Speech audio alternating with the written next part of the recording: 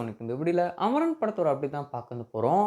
அமரன் இந்த ஒரு படம் இப்போ வரைக்கும் வேர்ல்டு வைட்ல 270 கோடிக்கு மேல கலெக்ஷன் பண்ணதுன்னு இருக்கு. அண்ட் கூடிய சீக்கிரமா இந்த ஒரு படம் 300 கோடிக்கு மேல கலெக்ஷன் பண்ணது போது, இந்த வருஷத்தோட ஒரு மிகப்பெரிய பிளாக் பஸ்டர் வெற்றியான படமா அமரன் இருக்கும் செய்து.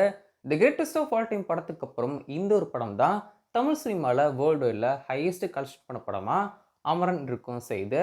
ஏன் வேட்டையின் படத்துக்கு முன்னாடி இந்த ஒரு படம் தான் இருக்கும் செய்யுது. ஃபர்ஸ்ட் இடத்துல the greatest of all time, second இடத்துல அமரன், தேர்ட் இடத்துல தான் சூப்பர் ஸ்டார் உடைய வேட்டையின் திரைப்படம் இருக்கும் செய்யுது. ஸோ அமரன் படத்தோட ஓடி ரிலீஸை பொறுத்த வரைக்கும் கவர்மெண்ட்டே ரிக்வஸ்ட்டும் பண்ணியிருக்காங்க. ஓடிடியில் கொஞ்சம் லேட்டாக ரிலீஸும் பண்ணாங்க அப்படின்னு சொல்லிட்டு. ஏன்னா யூஸ்வலாக நம்ம தமிழ் படங்களை பொறுத்த வரைக்கும் 4 வாரங்கள் கழிச்சு ஓடிடி ரிலீஸும் பண்ணுவாங்க. பட் இந்த ஒரு படத்தை 4 வாரமாக இல்லாமல் 6லேருந்து 7 வாரங்கள் தள்ளி தான் ஓடிடி ரிலீஸும் பண்ண போகிறாங்க. பட் இன்னைக்கு இருக்கிற ஒரு பிரச்சனை என்ன அப்படின்னு சொல்லி பார்த்தீங்கன்னா, படங்கள் ஓடிடில அஃபிஷியல் ரிலீஸும் பண்றதுக்கு முன்னாடியே ஆன்லைன்ல லீக் வந்து ஆயிரும். ஸோ அந்த மாதிரி அமரனுமே லீக் வந்து ஆயிருச்சு. ஸோ இப்போ நீங்க யார் நெனச்சாலுமே அமரன நீங்க வீட்லேருந்து பார்க்கலாம். கிளாரிட்டியான ஒரு பிரிண்ட் லீக் வந்து ஆயிருச்சு. ஸோ இதுக்கப்புறம் ஓடிடில கூடிய சீக்கிரம் Netflixல கூடிய சீக்கிரம் ரிலீஸ் பண்ண போறாங்களா அப்படின்னு சொல்லி வெயிட் பண்ணி பார்ப்போம்.